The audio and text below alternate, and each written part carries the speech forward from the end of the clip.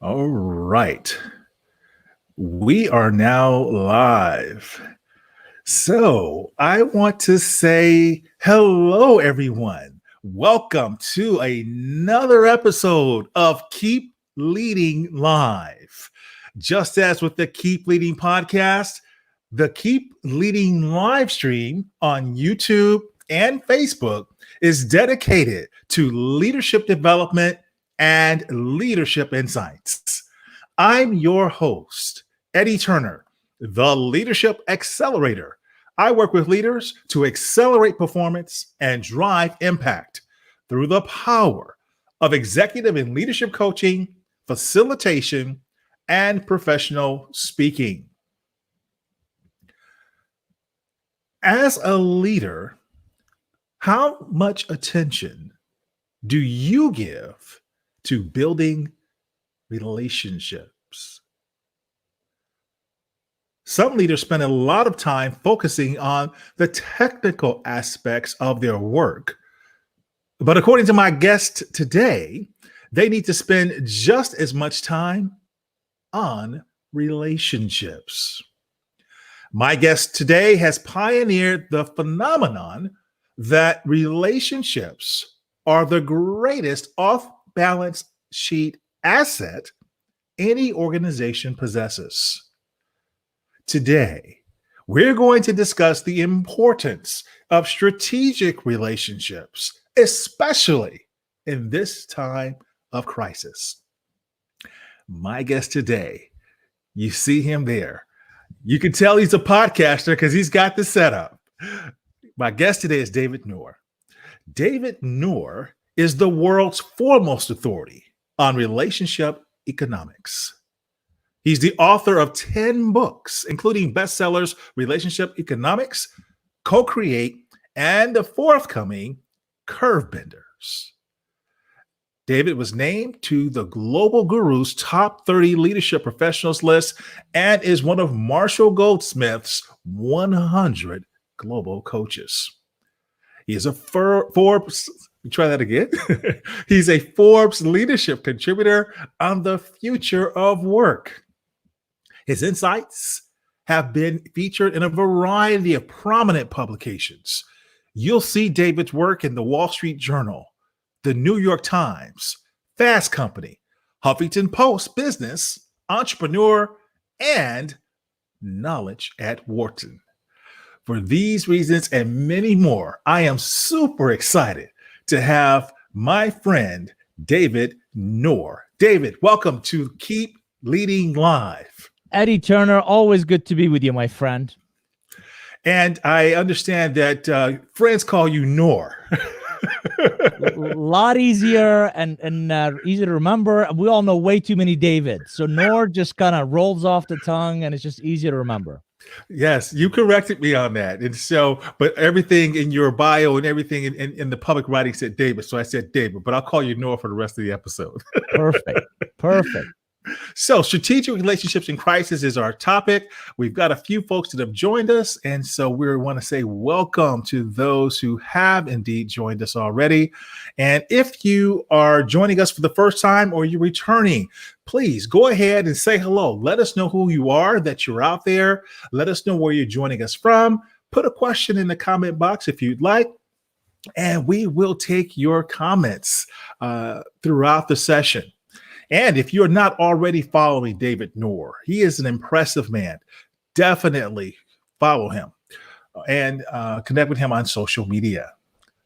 All right. So tell people a little bit about, if you remember, Nour, this very special day that occurred not long ago. If you give me just a moment, I'd love for you to talk about this. Be careful who you take pictures with, right? They'll come back and haunt you. That's fabulous. Yeah, what a great gathering. Marshall obviously had us together in San Diego way back in January of 2020, right?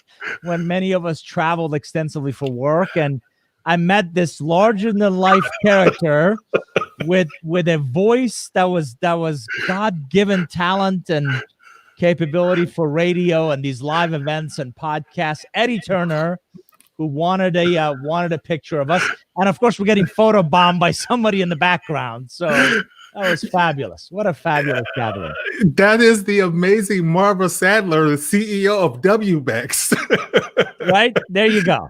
Yeah, that was a day. So I wanted to show that. The good-looking Nour took a picture with me, and we can't stand that close together anymore now these days, right? So for a lot of reasons, that day was really significant. It was the very first gathering of the Marshall Goldsmith 100 coaches. So the very first annual meeting. So I just had to share that with our audience, let everybody know what a great day that was. Fabulous. It really was a great couple of days, and great to see a lot of friends and make a lot of new ones. Indeed. So let's talk about, if you will, this idea about relationship economics. You are the world's foremost authority on this. So share with my listeners, please, what that is. Sure. So, Eddie, as you may recall our conversation, I'm convinced part of it is nature, kind of where I was born and how I was raised, and the equally valuable part is nurture. So for your audience who may not know as much about my background, I'm originally from Iran, came to the U.S. in 1981 with a suitcase, $100, didn't know anybody, didn't speak a word of English. And I wrote in relationship economics that I didn't get it then, but I certainly get it now, that my dad walking me through bazaars of Iran at a very young age wasn't just about, a checklist of errands we had to run or things mom needed at the house. Dad also had a relationship list. And it was a fantastic opportunity to go around and really visit with relationships he deemed particularly valuable to our lives at that moment. Fast forward now a whole bunch of years, and having lived and worked extensively abroad, Eddie, it dawned on me that the rest of the world builds relationships first from which they do business. Unfortunately, as Americans, or many Western cultures and Western business climates in particular, we're so focused on the business part that if and only if the business part works, then we'll think about investing in the relationship. Then we think about really engaging on a more human one-on-one level. And I learned years ago, there will always be a competitor with deeper pockets. There will always be a competitor with a better product or better service. There will always be somebody who's going to want to sell it cheaper than I do. Yes. But nobody's going to out-hustle me. Nobody's going to outwork me. And nobody's going to build deep and wide relationships like I would. So when I left the corporate world, and my career has been in several different phases. I'm actually 95 years old. You may not recognize that. I look fabulous for 95. But, throughout my career, I was always very intentional about the relationships I chose to invest in. Okay. And as I left the corporate world and decided to go on my own, which is now something I coach people that I work with, I went on a listening tour. And I asked 35 executives that I like, respect, trust. I said, what do you believe I do exceptionally well? And they said, you network, in their words, better than anybody else we've ever met. If you can teach other people how to do that, you'll succeed. Mm-hmm. So for the last 2 decades, that's been my life's work in both understanding, but also capturing, and in books and workshops and speeches, disseminating this idea that relationships are more than just the soft skill. Relationships are more than just the nice to have. They can be quantified. They should be intentional. They must be strategic. And I would submit they are an individual's biggest asset. Beyond your educational foundation, beyond your professional pedigree, their quality, the diversity, and really the depth of the relationships you build, as evident by now the fact that we can't see each other in person, become a very sustainable differentiator.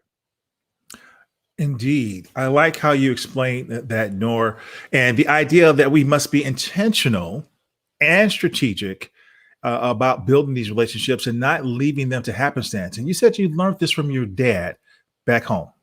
Absolutely. So dad was the nature part, right? So dad, again, had a relationship list, and we made sure those Friday bazaars, we went and saw whether it was, access to a, plumber we needed at the house or an influential politician, dad was very intentional about those individuals.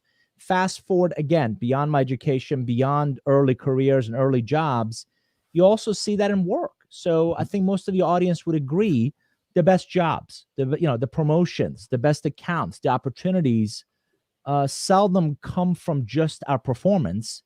They often come from our relationships. They often come from relationships we invest in. Eddie, that's one thing. The other thing that I think would be really useful for your audience to hear is sociologists tell us that an average individual can proactively manage about 100 to 150 relationships.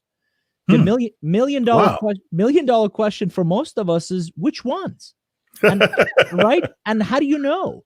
And Right. if you can't invest in everybody equally, how do you then prioritize which relationships you're going to invest in? So unfortunately, again, a lot of people do it. Think of salespeople who only talk to people that are prospects, or project professionals who only talk about people that are on immediate projects, or startups that only talk to their immediate people that would be potential investors.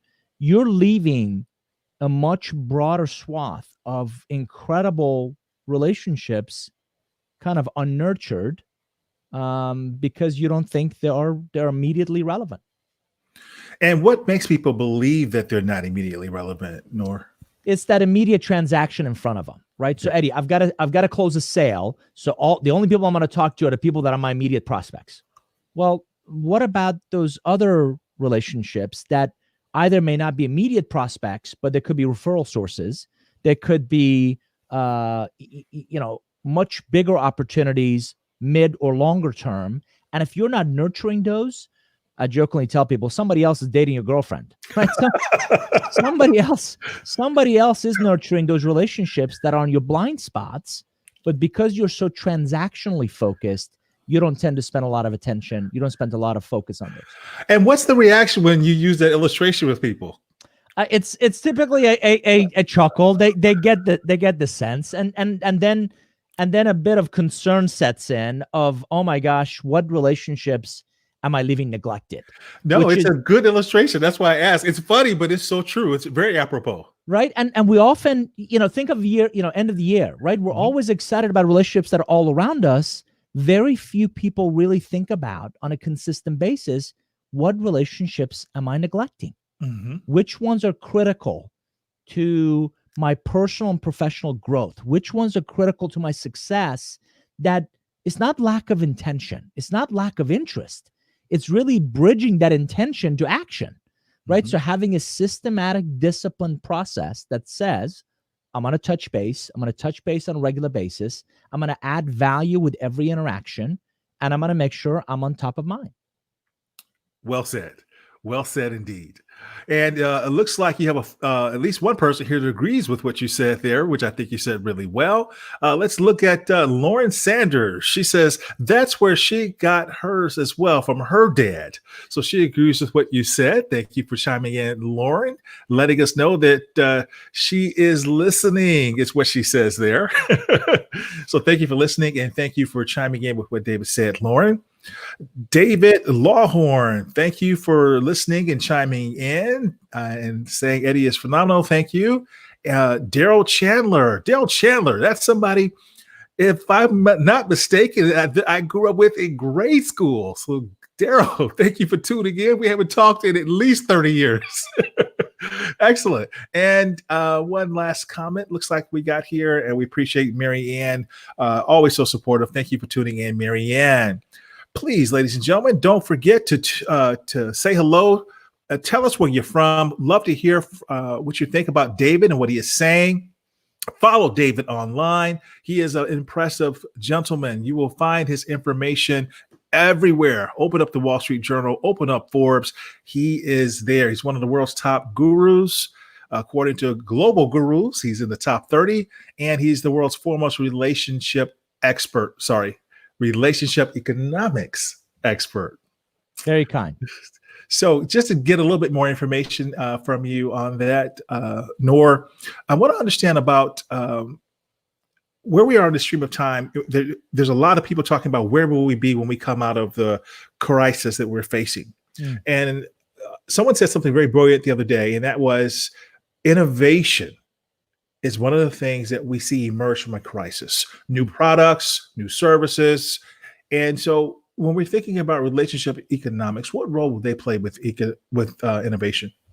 Yeah, I would submit that your relationships, said earlier, are your biggest asset. And Eddie, if you think about it, and you and I are involved in Marshall's community, and we get on daily calls, and different experts, come by, or different people jump in with their unique perspective. So one, a diverse portfolio of relationships right now would help you see this same set of challenges from very different lenses, different perspectives. So again, based on geography, based on your role, based on your industry, getting different points of view dramatically tightens the aperture, tightens the lens in which we see scenarios through. That's number one. Number two, I've always believed relationships can become phenomenal, what I call faint market signal scouts.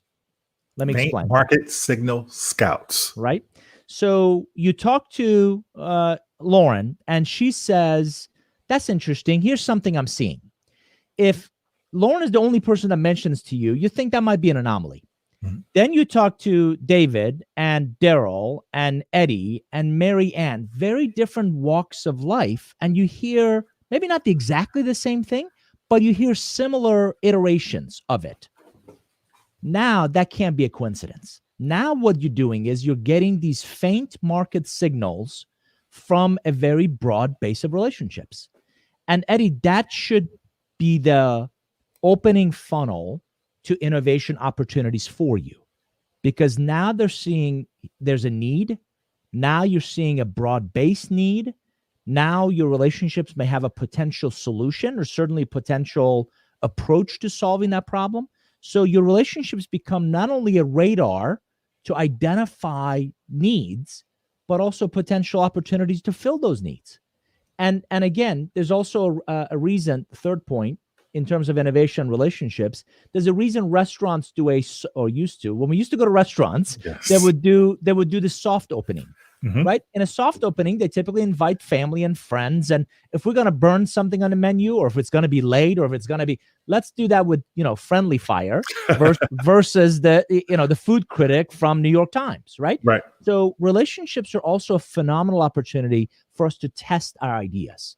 So I coach a lot of executives in terms of creating a portfolio approach to their innovation, specifically their business models. And your relationships become fantastic testing grounds for, Eddie, here's a new service, here's a new product, here's a new approach to doing something. Since you and I are friends, since you and I have a relationship, what do you think? And the beautiful part about that scenario is it doesn't have to be perfect. Doesn't have to be completely built, doesn't have to be, doesn't have to have a bow on it. Relationships forgive those kinds of things, particularly if they're also friends, because you can present that product or service and say, here's what I'm thinking. What do you think? And they often dramatically help us shape and improve the final product that we come up with. Absolutely. Very well said. And going back to something you said earlier, I want to add the relationships that we've been able to build as a part of the Marshall Goldsmith 100 Coaches family. So I get a chance to listen to great people like you every morning. And that's one of the reasons I invited you on the show. I love your insights and what you bring to the organization. I'm the new kid on the block, so I'm just got to soak it all in. But you're one of the originals. And so definitely love what you do there. Very, very kind. And listen, I think we all learned, Marshall's driven into us. And as that, I think my dad said something similar years ago. If you're the smartest person in the room, you're in the wrong room. Right? And I think we all show up on those calls and we're humbled by former, secretaries and presidential administrations and biopharma CEOs and president of European companies, and just the caliber of the folks that show up on those calls. And that's a testament to not just, you and me and Marshall, but I think everybody has that ecosystem, has relationships they can all learn from. Unfortunately, you don't see them really build that community and leverage that community for opportunities to learn and grow. Indeed. And it's easy to start to take something like that for granted and not nurture it or just be one of, as opposed to what you're teaching us in this idea of developing those relationships, nurturing them, and being very intentional about them. Absolutely. And again, you and I've, we've learned, and I'm a big believer of, just like a brand, just like your reputation, just like, credibility, the relationships are a soft asset that unfortunately we don't recognize, invest in, protect, develop, market as proactively as we could. And speaking of branding, I love what you've done with this concept of relationship economics. You've branded it. You own that phrase. That is your phrase. And you've put together a nice ecosystem of related words that tie into your framework. I like your ROI. Your ROI. In fact, I want to show just a couple of these, and you can probably tell our audience a little bit about this because you've written books on each one of these. So talk about a little bit your branding and how that has built into this relationship concept. Sure. So as I mentioned earlier, as I went out to my relationship ecosystem, and I said, tell me, what do you believe I do well? They said, networking. Eddie, I've always cringed at this idea of networking because it's number one letter away from not working. Number two, it's incredibly transactional, right? It's about, and there's a lot of material out there about how to get business cards and give business cards and quote unquote work a room. And, candidly, it makes most people cringe because it really comes across as, inauthentic, right? Doesn't come across, or it comes across as agenda driven or manipulative in some ways. So I wanted to get away from networking. So I talk a lot about building and sustaining really value-based relationships. And in that process, as I went out there and listened to a lot of folks, read a lot of information, interacted with a lot of different people, I started to use this term of relationship currency. So with every one of these, and you're right, what I've done well is I've codified, and people are kind enough to read my material and say, yes, I'm showing these for people now on the screen. For those who are tuned in with us live, you'll see David's books and what he's done in terms of this deep knowledge. And people have said you've codified, you've given terminology to what I understood, but I could never put words around it. So relationship currency is like cash. It has immediate value. You exchange that currency. You do a favor for somebody, they'll reciprocate. That's an exchange of relationship currency. Over time, you'll build your reputation capital, like your home. It has relative value, and you can have a beautiful home, but if it's in a bad or tough neighborhood, you're gonna have a hard time selling that home, right? So the reputation heavily comes from not just what you do, but others you associate with, and then over time, you develop what we call your professional net worth. You have professional assets, you have professional relationship liabilities. You ideally want the assets to be greater than the liabilities. So the people you hire, the people that carry your business card, the people that you call your colleagues, your customers, your partners, all, believe it or not, are contributing to that relationship, asset. So I carried those ideas under the umbrella of relationship economics. And then from there, somebody said, somebody asked me, well, is there a return? You talk about relationships being an investment. Is there a return on that? So I started thinking about return on your relationships and return on the impact you make with your relationships. That became a subsequent book. You always hear about some people who are better connectors than others. So with Dr. David Ryback and Jim Cathcart, we wrote connectability, and there were 8 attributes that people that connect much more effectively and impactfully leverage those. In the Entrepreneur's Guide to Raising Capital, I wrote about the fundamental difference between smart capital, which is relationship centric, and dumb capital, people who just write you a check. So every one of my work over the years have all been not just identifying that relationships are important, but really helping my audience bridge that importance to their significance with applications of relationships. Bridging that importance to their significance. I like that. I also like what you said. I never thought about it like this, Nour, that networking is one word away from not working. One letter. Absolutely. One letter. Sorry. Yes. And you and I have met people who, again, with all good intentions, go to a lot of lunch meetings and coffee meetings and and yet they have nothing to show for it. And again, those are the same transactional mindsets that in midst of this crisis, when we physically can't meet, they're in trouble because all they ever did was kind of have those touch points, but they didn't really follow through, which is a process, not just follow up, which is a transaction. Follow through, which is a process, versus follow up, which is a transaction. Absolutely. Very key to remember. And Jordan Thomas has joined us. He says, hi, David. Hi, Eddie. And he said that he's never thought of that until now as well. So also someone else who you are resonating with. Jordan is a big supporter of the Keep Leading Live stream and Keep Leading podcasts. Delighted, Jordan. Glad you're here. And for the rest of our audience, I'd welcome more of your comments and questions as well. Let's talk about the future of work. A lot of folks are thinking about where we will be on the other side of the COVID-19 crisis. And your work around this topic really seems to lend itself nicely to the future of work. What's your thought on this? Sure. So again, for the last 20 years, I've spent my life's work has been on applications of strategic relationships to different facets of business, right? So co-creation in relationship economics, I really set the stage and I explained why they're important and how to be more, again, intentional, strategic, and quantifiable. In co-create, I talked about applications of relationships to innovation, innovating products, services, and business models. Curve Benders is really my Star Wars trilogy, and it's the next book really at the nexus of future of work and this idea of strategic relationships. And Eddie, I'm full disclosure, I'm 52. I've been thinking a lot about the next realistically 20 years, right? Okay. So the next 20 years, if I want to continue to stay active in business, what will that work look like? And I think we're seeing a lot of those examples in midst of this COVID-19, where our professional roles and our personal obligations are blurring. So we're going from work-life balance to work-life blending. And it's one example. So COVID-19 is an example of a black swan event. Things that we know are possible. We don't often think they're probable, and we certainly can't predict when they're going to happen. So we knew what a pandemic was.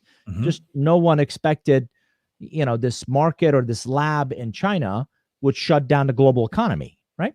So we've identified 15 forces through our research that we believe will dramatically impact the way we work, the way we live, the way we play, and the way we give. Nice. Those forces, right, like geopolitics, like various economies, like volatility, those will all impact those facets of our lives. To remain relevant, we all have to continue to learn and grow, personally and professionally. That growth curve, for most of us, is a very linear curve. And I'm going to take you and your audience back to, algebra in high school, right? A linear curve is just got a simple slope of rise over run. Bad memories for me, Dave. I Bad know. memories. I know. We all had more hair back then, right? So it was a linear curve for most of us, right? We learn, we grow. My supposition is that certain relationships come into our lives who dramatically begin to shift that curve, fundamentally changing, profoundly changing both our direction and destination. So, $1 million question. Who are these curve benders, right? Where are they? How do we meet them? Much more importantly, how do you become one? How do you change someone else's life in many ways, like Marshall is doing for us, right? Not just what we're able to accomplish, but Eddie, who we become. And I called those relationships, again, curve benders. By the way, there's also some negative relationships that may take us in a different direction. I call those fender benders, right? So you want less fender benders in your life and you want more curve benders in your life. Indeed.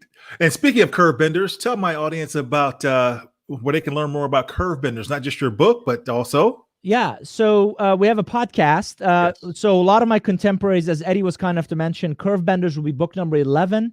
A lot of my contemporaries will write a book, and I've done it as well. And most of us will talk about our books after they come out. I've always learned as much about my books after they come out, because people will read them and they'll challenge your assumptions and they'll ask questions of you and they want to know more. So with this one, I said, I've been researching it for about 4 years. I have 6 grad students that are doing social science research for me. I said, why don't I get some of these ideas out now before the book comes out, and let's see what resonates. Let's see what people push back on. So I'm elated that between our blog and the podcast, I'm sharing a lot of the insights about the book well in advance, and it's really helping me shape the key ideas I want to talk about and prioritize. And I suspect that is giving you a bit of a more real-time flavor in the book that will make it even resonate with people even more. Absolutely. So for any of your audience members who know anything about book publishing, you think of an idea. And by the way, Jordan says he's definitely going to check out your book, as does Lauren Sanders. Thank you. I pay Eddie Turner $1 for every nice person. $1 for every nice person that he introduces me to.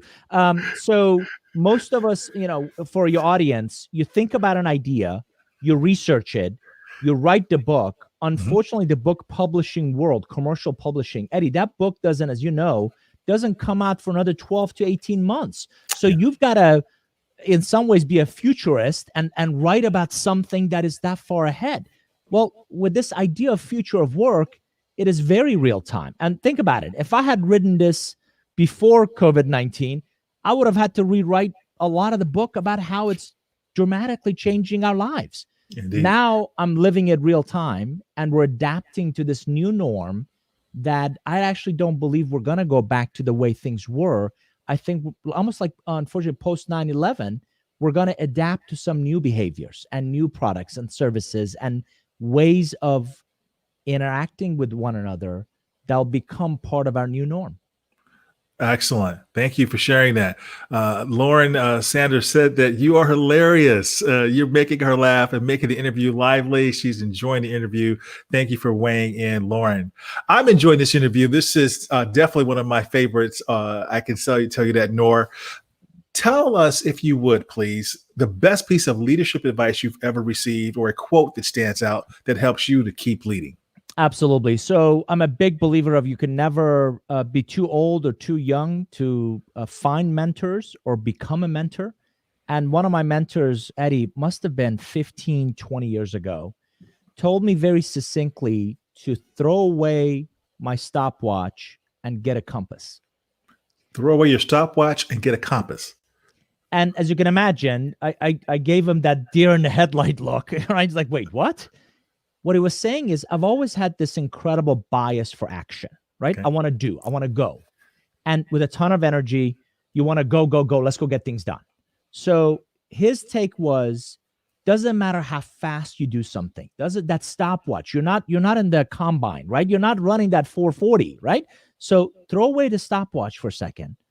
Pause that need to either be in a hurry or get things done as quickly as possible, and get a compass that would give you a stronger direction about where you're going, how you're going to get there, which means take a step back, be more intentional about your planning. None of us could have possibly seen this pandemic, again, shutting down the global economy.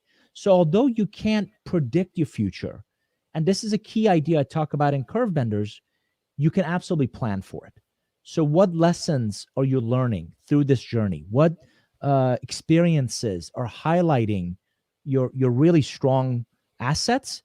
Mm-hmm. And by the way, a good economy hides a lot of organizational flaws and leadership shortcomings. So I think what's happening now, when our economy is taking a bit of a dip, how do we learn from those and really apply them at the very next opportunity? Thank you. I like that. And I want to share something with you, Nour. All the other comments I gave you came in from Facebook, but I have one that's come in from YouTube. Ariana asked the question, can you comment on ways for a young person entering this market to leverage digital connections and networking to get ahead once the markets recover? So Ariana, thanks for that question. Let me challenge a couple of your assumptions. I've had close to 60 conversations with senior executives. Most believe COVID-19 is here to stay for a while. Number two, as I said, less thinking of we're going to go back to the way things were and more about adapting to new ways. Number three, digital. This has become an incredible impetus for digital to become much more prevalent in all of our lives. So the single best way I know how to do what you're asking to do, which is a conversation Eddie and I had in a couple minutes ago about with every relationship, with every contact, you have one of two options. You can either enhance that relationship or you can dilute it. The way I like to enhance every interaction is to add value. So knowing what you know about your particular area of expertise. So number one, pick a lane, pick a swim lane, right? Really develop your expertise in a particular area. So Ariana becomes the go-to person for that particular area. Because most people are not just saying, hey, go get me the same guy that does my lawn to become my surgeon, right? Most of us look for specialists in different parts of our lives. And I often coach people, you cannot date everybody. You cannot be everything to everybody. So if you become a focused specialist in an area, then you become the go-to person for that particular area of expertise. And if you add value with every interaction, those who get it, those who value it will seek you out, will want more of you, will want more of that which you bring. And you start to build relationships based on that value add, not just because Ariana is a really nice person. I hope that makes sense. I hope that adds value. Thank you. And Jordan Thomas chimed in again, said that he is sharing this out so other people can benefit. Thank you for doing that. One final question we'll ask you to take. Ariana has another follow-up question. How would you advise companies to structure intentional networking for their new hires? Great, Ariana. Great point. I've actually sat through several company onboarding programs, right? So when you first join, they tell you all about the products. They tell you all about their services. Here's our competitive landscape. Here's everything you'd ever want to know about our industry. And very little about here are the relationships you need to succeed inside our organization, inside your department, inside your function, inside the organization, as well as external to it. So I believe, and again, you use networking. I keep saying relationships that are truly transformational, not just a transaction. So let me give you some specifics. I've always liked a buddy system. So imagine a new hire, almost like a mentor, internal mentor program when they first start. What if for the first 6 months, they had somebody to be their relationship mentor, somebody to kind of show them the ropes? Let me introduce you to Eddie. Let me introduce you to Lauren. Let me introduce you to Jordan. These are the people you need to succeed, right? Number one. Number two, what if they created proactive opportunities for different silos to meet others? Imagine how many people are exchanging, especially in a large organization, we exchange emails with or get on conference calls with, and we don't know anything about them. Ariana, last time I checked, people will prioritize relationships they know and they like and they trust and they respect.